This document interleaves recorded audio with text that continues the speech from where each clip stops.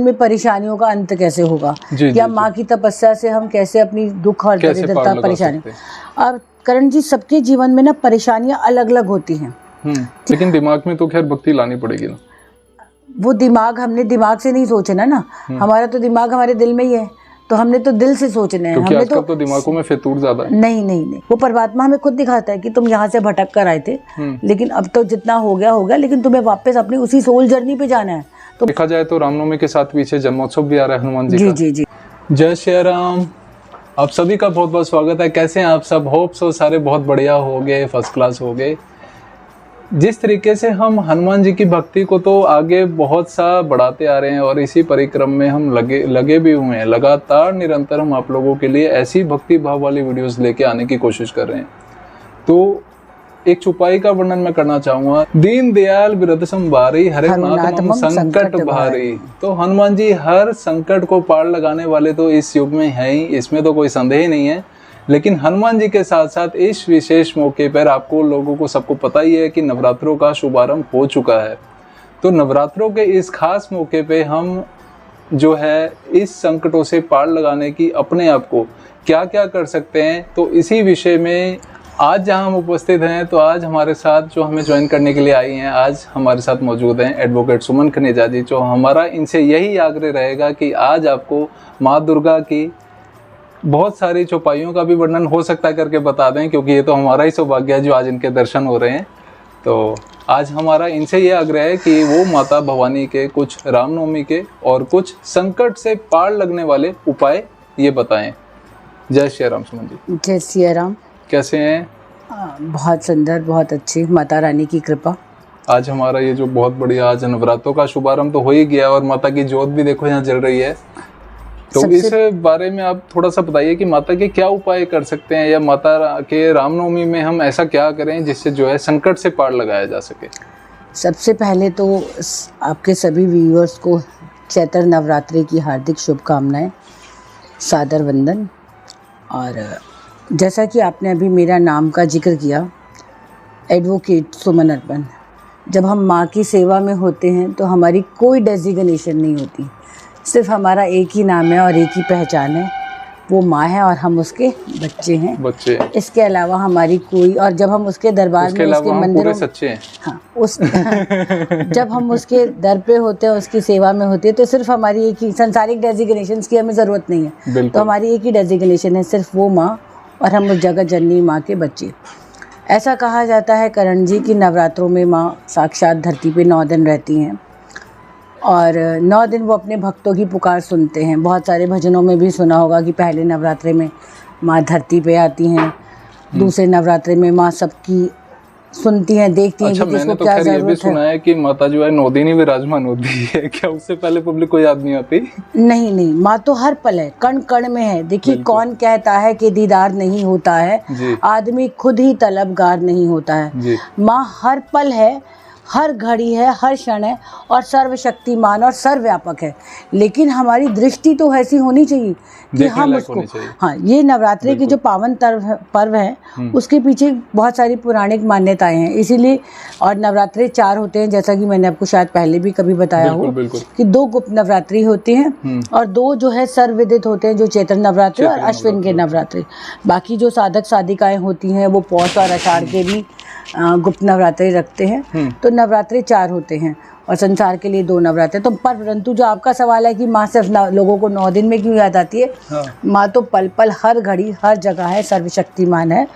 तो माँ को पुकारने, सिर्फ पुकारना है, माँ तो पल भर में दौड़ी आएगी। अच्छा, एक चीज मैं आपको और खुशखबरी दे दूं, चैत्र नवरात्रों का ये पावन अवसर चल रहा है, तो ये जो हमारी बगलामुखी की जो वीडियो आपके साथ पहले रही है, तो काफी अच्छे तक जो है चलती आ रही है।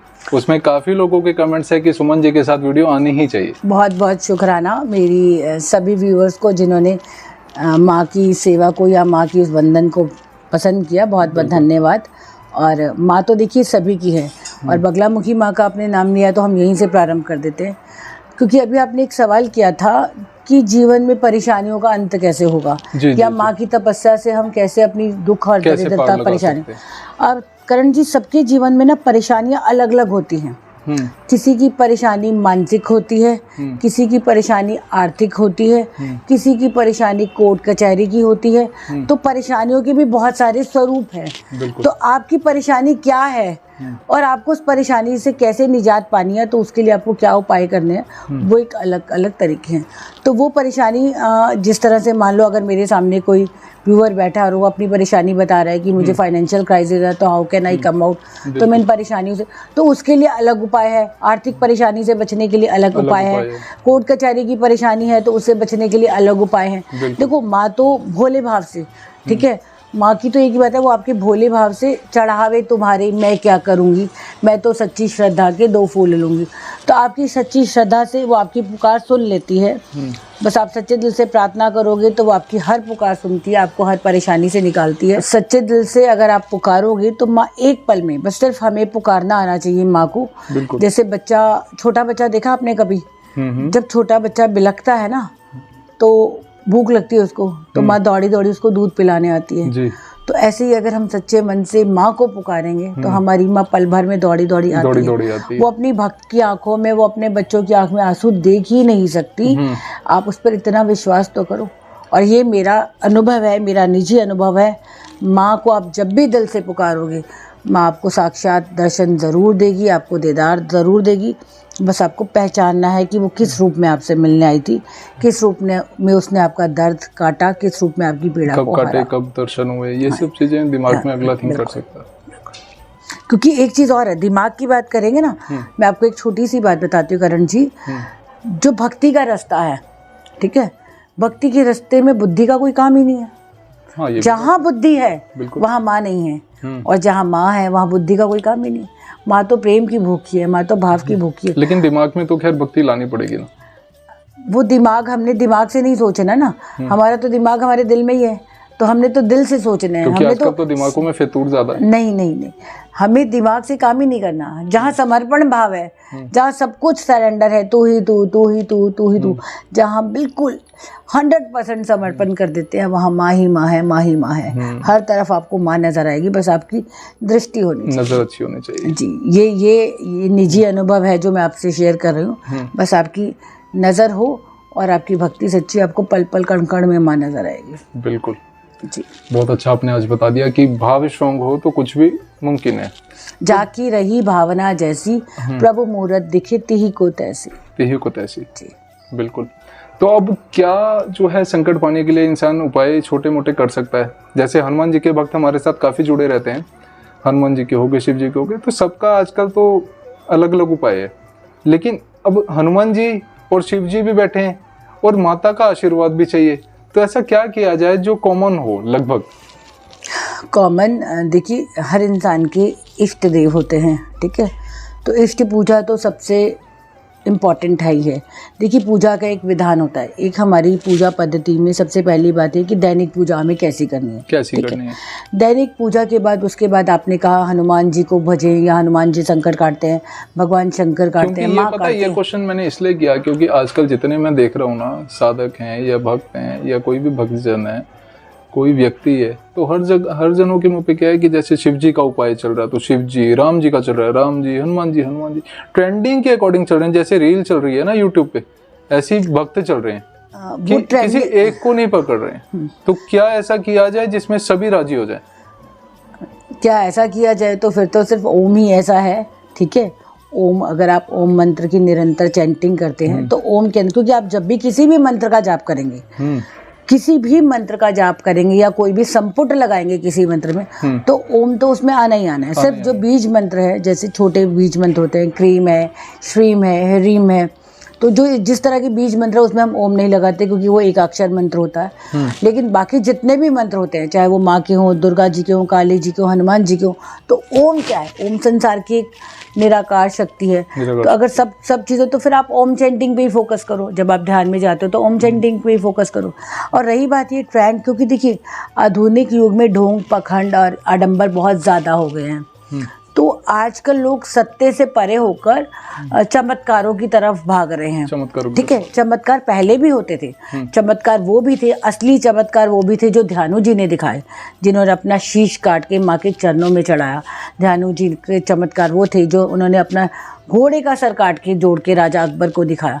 तो चमत्कार तो सदियों से होते हैं, चमत्कार हर उस इंसान के साथ होते हैं जिसकी भक्ति अटूट है। देखिए भक्ति के अंदर इतनी शक्ति है कि आप कल्पना भी नहीं कर सकते। और भक्ति किसका नाम है? आपके विश्वास का नाम। और विश्वास उसको कहते हैं कि आपकी आस्था, संसार में आपकी कितनी भी परीक्षा हो, संसार आपको आपकी भक्ति के रास्ते से कितना भी हटाने की कोशिश कर ले, लेकिन आपकी आस्था अपने इष्ट पर, अपने परमात्मा पर, अपनी माता रानी पर अगर अटूट होगी तो आपको उसका दीदार होगा ही होगा। आपका विश्वास अटूट होगा तो वो आएगी ही आएगी। लेकिन आपका विश्वास ही कमज़ोर है। अगर आपकी परीक्षा, देखिए हर चीज़ में परीक्षा होती है। बिल्कुल। आप छोटी सी एक बहुत सिंपल सा उदाहरण देते हो। आप एक बच्चा जन्म लेता है, स्कूल जाता है, पहली कक्षा की परीक्षा देता है तो दूसरी कक्षा में आता है, तीसरी कक्षा की परीक्षा देगा तो चौथी में आएगा। तो ऐसे ही जब हम भक्ति के मार्ग पर चलते हैं तो क्या भक्त को ये लगता है कि हमारी परीक्षा नहीं होगी? परीक्षा तो होगी ना। जब आप परीक्षा में पास ही नहीं होगी तो आप अगली दर्जे ऊपर कैसे चढ़ेंगे? तो परीक्षा तो जीवन क्या है? जीवन तो है इसी का नाम। हर कदम, हर मोड़ पर आपकी एक डिवाइन जर्नी है। परमात्मा ने आपकी जीवन की जर्नी तैयार कर रखी है और उसमें कहीं ना कहीं हर्डल्स आएंगे। और अच्छा, ये तो इस यूथ को भी इस तरीके से भी बता सकते हैं, क्योंकि जैसे ही हम स्टडी भी कर रहे होते हैं तो इस चैप्टर भी आ जाते हैं आई थिंक से लाइफ प्रोसेस, कि लाइफ को कैसे प्रोसेस किया जाए, क्या लाइफ में प्रोसेस है उसको पूरा बताने के लिए। लेकिन भक्ति के मार्ग पे ये चीज़ें नहीं दिखती, क्योंकि उसका भी तो एक प्रोसेस है। बिल्कुल। प्रॉब्लम यही है करण जी कि जब बच्चा पैदा होता है तो माँ बाप उसको ये बोलते हैं what is the purpose of your life, ठीक है, what is your goal of your life. तो गोल तो हर माँ बाप ने अपने बच्चे को बता दिया कि I want to be a doctor, I want to be advocate, I want to be a teacher, I want to be blah blah blah जो भी है, ठीक है। तो वो सब हर बच्चे को उसका गोल मालूम है। लेकिन कभी किसी पेरेंट्स ने, किसी माँ बाप ने अपने छोटे से बच्चे को बताया है कि what is your soul purpose, आपकी डिवाइन जर्नी कहाँ है, आपकी लाइफ का सोल पर्पस कहाँ है। कि जब आप इस संसार में यात्रा पे निकलोगे या जीवन की परेशानियाँ आएंगी उस वक्त आपके साथ कौन होगा और आप उस आत्मा और परमात्मा का मिलन कैसे होगा। तो वो जर्नी तो किसी को पता ही नहीं, वो कभी सिखाई भी नहीं गई। तो अगर हमारे पूर्व जन्म के जब संस्कार जागृत हो जाते हैं, क्योंकि बहुत रेयर चांसेस होते हैं कि पेरेंट्स अपने बच्चों को ऐसे संस्कार दें कि बचपन से, बहुत रेयर, ठीक है, क्योंकि आज का जो युग है, आधुनिक युग है, सोशल मीडिया का ज़माना है, हर लोग मेटेलिटिक थिंग्स की तरफ ज़्यादा, ग्लैमर की तरफ ज़्यादा दौड़ रहे हैं। तो हमारी जो पुरातन सभ्यता, संस्कृति, हमारे संस्कार हैं, पहले गुरुकुल परंपरा होती थी। तो नालंदा में जो तक्षशिला में हमारे भारत के गुरुकुल थे, तो लोग अपने बच्चों को बहुत आनंद और प्रेम से भेजते थे गुरुकुल, कि हमारा बच्चा वहाँ से पढ़कर आएगा, संस्कार लेकर आएगा, 25 वर्ष तक वो अपना ब्रह्मचारी जीवन करेगा, उसके बाद गृहस्थ करेगा। और आजकल के तो यहाँ पर वो परंपरा ही विलुप्त होती जा रही है। तो वो जो चीज़ें परंपरा है ही नहीं, तो बच्चों के संस्कार, आइडल और मोरालिटी की बात हम कैसे करेंगे। लेकिन जब पूर्व जन्म के जो हमारे संचित कर्म होते हैं, कभी ना कभी तो वो जागृत होते हैं। तो जब वो कर्म जागृत होते हैं तो डिवाइन के साथ हमारा कनेक्शन खुद ब खुद जुड़ने लगता है। तो डिवाइन हमें खुद ब खुद रास्ता दिखाती है। वो परमात्मा हमें खुद दिखाता है कि तुम यहाँ से भटक कर आए थे, लेकिन अब तो जितना हो गया, लेकिन तुम्हें वापस अपनी उसी सोल जर्नी पे जाना है। तुम्हारे जीवन का उद्देश्य क्या था, उस सोल जर्नी से, जो तुम अपनी यात्रा को अधूरी छोड़ कर आए हो, उस सोल से, उस परमात्मा से मिलने की जो यात्रा है उसको पूरा करो। तो डिवाइन आपको मैसेजेस देते हैं, लेकिन हम लोग संसारिक चीज़ों में इतना डूबे हुए हैं कि हम उसे नज़रअंदाज कर देते हैं, नज़र ही नहीं आते। बिल्कुल। अब देखा जाए, जैसे रामनवमी 17 तारीख की है इस बार, 17 अप्रैल की रामनवमी है, तो रामनवमी में किस तरीके से पूजा विधि विधान किया जाए कुछ? देखिए, रामनवमी भगवान श्री राम जी के जन्मोत्सव का त्योहार है। बिल्कुल। अब देखा जाए तो रामनवमी के साथ पीछे जन्मोत्सव भी आ रहा है हनुमान जी का। जी। तो ये सारे, ये क्षेत्र में जो त्योहार होते हैं, ये तीनों चारों त्योहार एक साथ चलते हैं। कि हिंदुओं के क्षेत्र, क्योंकि आज हमारा नया साल शुरू हुआ है, नवरात्रों के पहले दिन से 9 दिन माँ विराजमान रहती हैं। फिर उसके बाद भगवान राम का जन्म का त्यौहार आता है, दोपहर के 12 बजे भगवान का जन्म हुआ। और उसके बाद फिर हनुमान जयंती भी आ जाती है। और हनुमान जी को तो राम जी का भाई भी कहा जाता है, जैसा कि अगर आपने पुराणों में पढ़ा होगा। अब राम जी की पूजा का विधान, सबसे पहली बात तो बहुत सच्ची बात बता रही हूँ। देखिए, वास्तव में भगवान को सिर्फ आपका भाव चाहिए, ठीक है। हम मानते हैं पूजा पाठ के बहुत सारे विधान होते हैं, संकल्प, पूजन विधान, बहुत सारे पाठ होते हैं, ठीक है।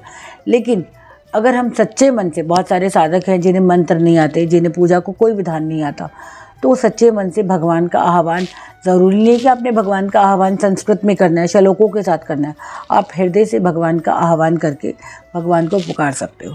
दूसरी बात, रामनवमी के जो नवरात्रे होते हैं उसमें 9 दिन की रामायण का विधान होता है, जिसमें रामायण के 9 पारायण होते हैं, जो एक एक दिन रामायण का पारायण पढ़ा जाता है और नवमी के दिन उसका भोग डाला जाता है कि और राम जी के जन्मोत्सव मनाया जाता है। तीसरी बात, अगर भक्तों को किसी तरह का संकट है, शारीरिक मानसिक किसी भी तरह का संकट है, तो श्री राम रक्षा स्तोत्र वो हर भक्त को ज़रूर करना चाहिए। देखिए सबके ना इष्ट देव अलग अलग होते हैं, ठीक है, किसी के राम जी हैं, किसी के हनुमान जी के हैं, किसी के महारानी हैं, जो भी हैं जिसकी इष्ट देव। और जिसके मान लो नहीं भी हैं तो वो तो शिव की पूजा कर सकते हैं। हाँ, किसी की भी आप पूजा कर सकते हो, जिस देव, क्योंकि पूजा का विधान प्रेम से है, जिससे आपको प्रेम हो, क्योंकि जिससे आपको प्रेम होता है ना तो अब वो दौड़ा दौड़ा आता है, क्योंकि उसमें आपकी भाव होते हैं, भाव जुड़ा होता है, ठीक है। तो प्रेम सबसे बड़ी चीज़ है। तो जिस देवता के साथ भी, जिस भी देवी देवता के साथ आपका प्रेम है, तो आप उस प्रेम से जिस देवी देवता को पुकारोगे तो वो दौड़े दौड़े आएंगे बस। हाँ, ठीक है, भाव स्ट्रॉन्ग हो गया ना। तो इस तरह से रामनवमी की परंपरा है। और दूसरी बात, उसके बाद बहुत से लोग रामनवमी के दिन, क्योंकि अष्टमी के दिन नवरात्रि पूर्ण होती है, तो रामनवमी के दिन हवन पुण्य के साथ भी आप पूर्णाहुति के साथ भी आप राम जी की पूजा अर्चना कर सकते हैं। पूर्णाहुति के साथ ही जैसे हवन हो रहा होगा उससे पहले राम रक्षा स्तोत्र का पाठ करना चाहिए। राम रक्षा स्तोत्र सभी के लिए, मैं ये कहूँगी सभी साधकों के लिए, अगर आपको किसी भी तरह की शारीरिक पीड़ा है, किसी भी तरह की मानसिक पीड़ा है और किसी भी तरह की आर्थिक पीड़ा है, तो आप राम रक्षा स्तोत्र का पाठ कर सकते हैं। और दूसरी बात, राम जी के और भी बहुत सारे स्तोत्र हैं। देखिए 2 अक्षर का जो राम है ना, कबीर के गुरु कौन थे? राम। कबीर जी का गुरु मंत्र क्या था? राम। ठीक है। दशरथ जी के जो प्राण थी, आस्था थी, कौन थे? राम। तो सिर्फ अगर आप कुछ भी नहीं कर सकते, सिर्फ अगर आप उठते बैठते चलते फिरते राम राम राम राम राम, क्योंकि जब हम मानसिक जाप करते हैं, मानसिक जाप का फल दूसरे पाठ की उसमें हजारों गुना, क्योंकि हम जब जाप करना शुरू करते हैं तो पहले क्या करते हैं, जाप भी 3 तरह से होते हैं, ठीक है, वाचिक, मानसिक। जो वाचिक जाप होता है वो हम लोग मुख से बोलते हैं, तो और धीरे धीरे धीरे धीरे हमारा जो वाचिक जाप होता है वो इतना बढ़ जाता है, तो हमारे अंतरात्मा में दिन रात चलते फिरते उठते बैठते, आप कहीं पर भी हो, आप कोई भी क्रिया कर रहे हो, तो वो जो जाप जब अंदर ही अंदर, जब शरीर के अंदर, आत्मा के अंदर जाप चलने लग जाता है, उस जाप को हम मानसिक जाप कहते हैं, जो सबसे ऐसा भी है कि जैसे मानसिक जाप हम करने लग जाते हैं, तो मानसिक जाप के साथ साथ जैसे रात में सोते हैं, तो सोते टाइम भी फिर वो अपने आप ही दिमाग में आता है। बिल्कुल, क्योंकि वो आपकी प्रैक्टिस बन गया है। तो अब आपको सोचना नहीं है कि मुझे जाप करना है, वो आपकी प्रैक्टिस बन गया, it's a part of your practice. आप उठते बैठते, और कभी कभी तो हम क्या कहते हैं, हम तो बहुत सब पुराने ज़माने में आपने सुना होगा कि योग निद्रा में है, ठीक है। योग निद्रा में कैसे जाते थे? क्योंकि उन्हें पता ही नहीं निद्रा है, वो तो सो लेटे और लेटे लेटे जाप चल रहा है, लेटे लेटे वो अपना समाधि की तरफ चले गए, तो योग निद्रा कहाँ से? तो धीरे धीरे, हाँ बिल्कुल, क्योंकि आपके जाप का, आपकी प्रैक्टिस का, आपके मेडिटेशन, वो सब चीज़ें एक होकर आपको समाधि की तरफ ले जाती है। और वो धीरे धीरे जब कोई भी चीज़, चाहे कोई भी जाप, कोई भी मंत्र, कोई भी साधना जब अपनी पराकाष्ठा पर आ जाती हैं, यानी अपरंपार हो जाती हैं, तो वो धीरे धीरे फिर समाधि की तरफ चली जाती है। मैं आपको कुछ मंत्र बता देती हूँ। आजकल हमारा जो समाज है वो आर्थिक स्थितियों से, आर्थिक क्राइसिस से ज़्यादा गुजर रहा है। तो अभी आपने महादेव जी की बात बताई, महादेव जी के दरिद्रता को दूर करने के बहुत सारे उपाय हैं। महादेव की मैंने इसलिए कहा है कि महादेव और शक्ति एक ही है। देखिए, शिव और शक्ति से तो सृष्टि का जन्म हुआ है। शिव और शक्ति एक ही है, तो चाहे शिव की पूजा करो, चाहे माँ भवानी की पूजा करो। और संसार को यही संदेश देने के लिए भगवान ने अर्धनारीश्वर का अवतार लिया था कि शिव ही शक्ति है और शक्ति ही शिव है। जैसे राधा और कृष्ण एक हैं, लोग उसे अलग समझते हैं, जो उन्हें अलग समझते हैं वो उनकी भूल है। और शिव और शक्ति को जो अलग समझते हैं, एंग और इंग को जो अलग समझते हैं, वो उनकी भूल है। अगर आपने शिव को पुकारा तो शक्ति को अपने आप ही उसमें समाहित है, और अगर आप शक्ति को याद कर रहे हैं तो शिव उसमें अपने आप ही समाहित है। और राधा को पुकार रहे हैं तो कृष्ण उसमें अपने आप ही लीन है, ठीक है। क्योंकि कृष्ण क्या है? राधा राधा जपते जपते मैं तो कान्हा होई, सुन लो प्रेम दीवान। क्योंकि राधा राधा करते करते कृष्ण खुद ही का राधा हो गए थे, उन्हें पता ही नहीं है मैं राधा हूँ या कृष्ण, और कृष्ण राधा को भी नहीं पता मैं राधा हूँ या कृष्ण। यही संदेश उन्होंने सुखदेव जी को भी दिया था। तो अभी हम बात कर रहे थे आर्थिक स्थिति के लिए कुछ मंत्र। देखिए, हनुमान जी के लिए, अगर आपके ऊपर बहुत ज़्यादा ऋण उतर गया है, चढ़ गया है, तो आपको हनुमान जी का ऋणमोचक पाठ करना चाहिए। दूसरी बात, कभी भी जीवन में मंगलवार के दिन आपको किसी से उधार नहीं लेना चाहिए। देना चाहिए। हाँ, अगर आपकी उधारी बहुत ज़्यादा होगी, आप पर कर्ज बहुत ज़्यादा हो गया, तो जो भी आपको ऋण उतारना है उसकी जो पहली किस्त है वो आपको मंगलवार के दिन देनी चाहिए। और हनुमान जी को पान का बीड़ा मंगलवार के दिन ज़रूर चढ़ाएं, तो आपका कर्ज धीरे धीरे, और भगवान से प्रार्थना करें कि हे भगवान, कि मेरे ऊपर ये आर्थिक संकट आया, मुझे इस आर्थिक संकट से मुक्ति दो। अब आप भगवान शंकर पे जल चढ़ाते हैं, तो भगवान शंकर पे जल चढ़ाते हुए ओम श्रीम दरिद्रे दुख दहनाय महादेवाय नमः, तो वो आपके इस आर्थिक संकट को वो भी दूर करेंगे। तो अगर आप इसकी एक माला रोज करते हैं, ओम श्रीम दरिद्रे दुख दहनाय महादेवाय नमः, तो वो आपकी इस दरिद्रता को दूर करेंगे। माँ लक्ष्मी की साधना करेंगे तो माँ लक्ष्मी तो पल पल कृपा करती है, वो भी आपकी साधना को पूर्ण करेंगी। तो ऐसे बहुत सारे वो हैं, इट्स अप टू यू कि आपको कौन से देवी देवता के विधान में जाना है। हर देवी देवता का अपना मंत्र होता है, हर माँ के अपने गणपति होते हैं। इससे तो चाहे जो भी कुछ भी बना लो, ये जो मंत्र बताए तो कॉमन हो गया ना, क्योंकि महादेव और शक्ति का मंत्र बता दिया। हाँ, देखिए आज आपको एक बात बताती हूँ, मंत्र की बात करें, ये बहुत गहरी बात आज मैं आपको बता रही हूँ। संसार में मुझे नहीं, आज आप सबको बता रहे हो। ठीक, हाँ, संसार में देखिए मंत्र क्या है। मंत्र, कुछ मंत्र तो वो हैं जो हमें वेदों से मिले हैं, पुराणों से मिले हैं, ठीक है, लेकिन मंत्र आप अपने लिए अपना मंत्र स्वयं भी निर्माण कर सकते हैं। ठीक है, अगर आप साधना के क्षेत्र में उतना उतर चुके हैं तो आपको जो चाहिए वो आप अपना मंत्र स्वयं भी निर्माण कर सकते हैं। क्योंकि मैंने अभी क्या बोला, भगवान सिर्फ भाव और आस्था के भूखे हैं, ज़रूरी नहीं है। आप देखिए हमारी जो मैनिफेस्टेशन होती है, ठीक है, मैनिफेस्टेशन किसे कहते हैं, हम सिंपल सरल वाणी में एक ही चीज़ को बार बार जप करेंगे, ठीक है, मैं शक्तिशाली हूँ, मैं शक्तिशाली हूँ, मैं वैभवशाली हूँ, मैं वैभवशाली हूँ, यानी वैभवशाली में क्या आ गया, माँ आ गई, ठीक है, माँ का श्रीम आ गया। अगर वैसे तो माँ का श्रीम बीज मंत्र है, ठीक है, और तो उसमें सारे मंत्र आ गए। तो मंत्र आप अपने आप से, और भी बहुत सारी चीज़ें हैं, किसी भी चीज़ के लिए अगर आपको किसी भी तरह के मंत्र का निर्माण करना है तो आप अपने भाव से, भोले भाव मिले रघुराई, यानी जो भगवान है वो आपके भोलेपन पे रीझ जाते हैं। और मेरे भोले भंडारी तो वैसे भी बहुत भोले हैं, तो भोले भाव मिले रघुराई, तो आप अपने लिए अपना मंत्र स्वयं भी निर्माण कर सकते हैं। ऐसा हमारे वेदों में, हमारे पुराणों में निहित है, और मैं इसका आपको प्रमाण दे सकती हूँ। जो मंत्र जो चले आ रहे हैं युगों से, वो तो है ही हैं, ठीक है, क्योंकि जो वाणी है, जो आज मैं आपसे बात कर रही हूँ, वो ब्रह्मांड में घूम रही है कहीं ना कहीं, वो हमेशा रहेगी। जब तक यूनिवर्स रहेगा मेरी वाणी और आपकी वाणी इस तरह से घूमती रहेगी। तो वो जो शब्द हैं, ठीक है, उन शब्दों को, उन अक्षरों को, उन वर्णों को मिलाकर जब हम प्रार्थना करते हैं तो वो धीरे धीरे वो मंत्र बन जाते हैं। और हम अपने लिए जो भी हमारी भावना है, जो भी हमारी प्रार्थना है, जो भी हमारी मनोकामना है, तो हम अपनी मनोकामना के हिसाब से अपने लिए खुद भी मंत्र का निर्माण कर सकते हैं। जी बिल्कुल, आज आपने बहुत अच्छा बता दिया, रामनवमी के विषय में भी बता दिया और खास तौर से नवरात्रों के बारे में भी बता दिया।